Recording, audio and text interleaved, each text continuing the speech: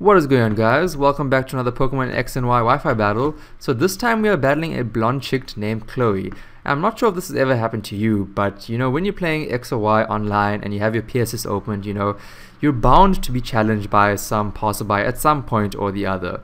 But what really frustrates me is that I'll accept the challenge and then the team preview will come up and I'll see a team like this, a team full of absolute Ubers, overpowered Ubers, such as Mega Blaziken, Arceus, Iveltal, Latios. Latios is OU, like Xerneas, as well as a Darkrai. And I've just got my basic OU Pokemon, such as my Trevenant, Noivern, Milotic, Mamoswine, Conkeldurr, and my Mega Charizard X. So normally in this type of situation, I will just forfeit and exit the match. But I said, you know what? Let me just take this on seriously and see if I can actually, dent Chloe's team a bit and see how much of damage I can actually do and if I can possibly win this game. So let's get this battle underway. I wasn't too sure who should lead off with. I kind of thought she would go for the Darkrai because a lot of people tend to abuse the Dark Void. So I just decided to lead off with my Trevenant because it is running the Lum Harvest set. So if she does decide to go for the Dark Void, which she does, I'm going to be able to completely avoid that with the Lumberry. So I do go asleep. It does hit, and my Lumberry does come into play. So that's excellent. I think she was pretty surprised there. She's not going to be able to set up on me. And I just go for the Leech Seed. I should have actually just probably attacked. It wasn't the best play on my part. I should have gone straight for a Horn Leech. The only other physical move that I have on this thing is the Shadow Claw. That's not going to do too much. And she goes to the Dark Void again, and thankfully it misses. So that's great. I thought Dark Void was a 100% accuracy, but clearly it's not. It's 80%. I checked it out. And I did go for the Shadow Claw, but I don't know why. I thought it would do more damage, but it doesn't. It resists that. I completely forgot that Dark resists Ghost. But now she goes for the Dark Void, and I'm going to be asleep. My Harvest ability did not kick in, so that really does suck. And at least I'm getting some recovery back from the Leech Seed. So things are looking pretty good for her. Now she's actually going to get the ability Bad Dreams on me, so I'm going to be losing a bit of health. Looks like Trevenant is having some nightmares there, but I'm able to at least harvest up a Lumberry and I'm going to be able to wake up. She decides to switch out and she's going to bring in her Blaziken because I think she wanted to use this sleeping turns to actually set up on me because that's excellent. With a couple of speed boosts and sword dances, Blaziken could pretty much rip through any team whatsoever.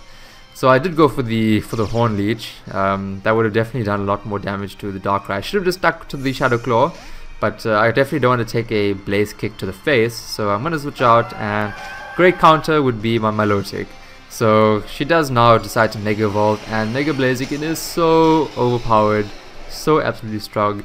And I don't know if you've ever noticed, like below its feet, it's got like these spikes. So if you're getting a Blaze Kick from this thing, it's going to be absolutely painful. But Milotic is a champion. Milotic is my queen.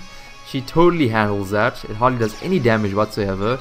And my leftovers is gonna be pretty great. So I'm going to be able to pretty much be able to wall any of its attacks besides this Brave Bird.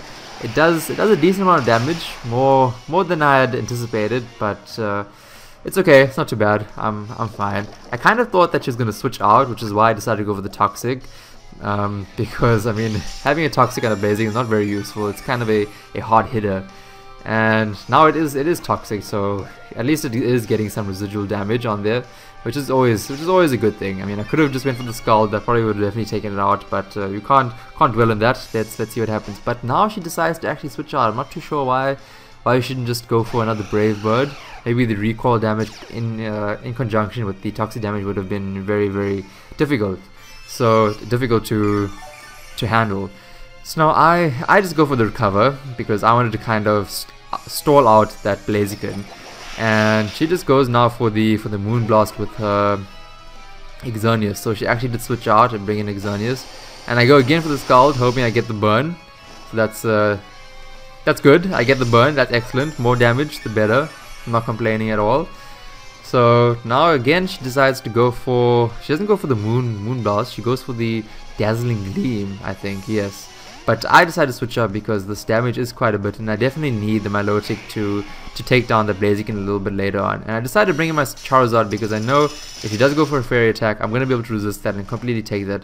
And just knowing that she has Dazzling Gleam on her Xerneas tells me that I think she's pretty much a noob, because you know, you'd never carry Dazzling Gleam and Moonblast. Moonblast is always more powerful than Dazzling Gleam. So I know I can take another one, which is why I decided to go for the Dragon Dance on my Charizard. And she does get the special attack drop, which that does suck. But I am a Mega Charizard X, so I am physically based, so that's alright. And now I just go for the Roost. I wanted to go for the Flare Blitz, but I knew the recoil would take me out. So it's kind of just going for the Roost, hoping she would not get a critical hit, because that would definitely take me out. And I was kind of trying to just stall her out and let that burn damage take out the Xerneas. So that was kind of my plan. I think she realized that she was going nowhere slowly, so she decided to actually switch out into her Ivital. So now this is a great chance for me to actually Mega Evolve, and that's what I decided to. Oh no! I decided to go for the Roost. That was on the switch. So at least I get some of my HP back. That's cool. And now I decided to actually Mega Evolve, and I decided to go straight for the Dragon Claw. I could have decided to Dragon Dance one more time, but I don't want to take too much of a risk because I know this thing loves to go for Oblivion Wing, and that does way too much of damage, and the amount of damage that you recover from that is insane. So that Oblivion Wing is gonna do a decent amount. It's gonna be able to recover. The Dragon Claw did not take it out. I really thought a +1 would be able to take it out, but yeah, this Ivital is pretty bulky. So she doesn't want to lose her Ivital, so I don't really know why she decided to switch out. But she brings in an Arceus now, and I just go straight for the Dragon Claw, and it does just enough, just more than half. So I know I'm going to be able to outspeed this thing and hit it with another Dragon Claw. I think what she should have done was she should have actually just kept the Ivital in and used it as death fodder to bring in an Arceus in safely. But this was pretty much the game, to be honest, because you know, I've been able to set up with my Charizard, and I'm going to be able to sweep the rest of her team. So Darkrai comes in, it's not going to be able to outspeed me, and I do be able to take it out. Now Lartis comes in, it isn't Choice Scarf, which is a good thing, so I'm going to be able to outspeed, and I'm going to be able to take it out with a Dragon Claw. So Charizard is putting in the work. Charizard, you are a monster. Now she brings in Blaziken again, and maybe she should have gone for like a Protect, try get the speed boost, maybe a double Protect, but the toxic damage would have definitely worn it down. So Milotic's work was not in vain, the toxic, so that was great, excellent work there. So now she's only got Xerneas left over, and that's going to be an easy Flare Blitz for me. That's definitely going to take it out, and that's pretty much the game. I mean, the recoil damage isn't even going to take me out. So what I want to highlight here is that it doesn't matter what kind of team you have, it is how you use the team. And especially if you're versing a team full of... Oh no, she actually has the Ivital. So I'm definitely going to be able to take that out with a Dragon Claw. So what I was saying was that it doesn't matter what team you have, it just matters how you use the team. So with that being said, you know, especially if you're versing an Uber team, find some opportunity to set up one of your Pokemon.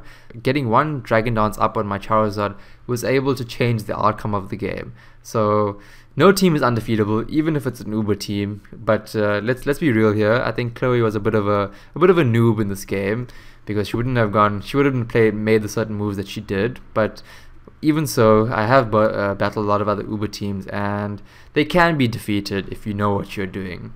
So thanks for watching, guys. If you enjoyed this video, please give it a thumbs up. Also comment below on if you actually do like to take on Uber teams, or if you think it's too overpowered. What are your guys' thoughts on mixed tier battles? And if you thought this video was really cool as well, make sure to share it with your friends. And thanks for watching, guys. I'll see you guys in the next video. Cheers.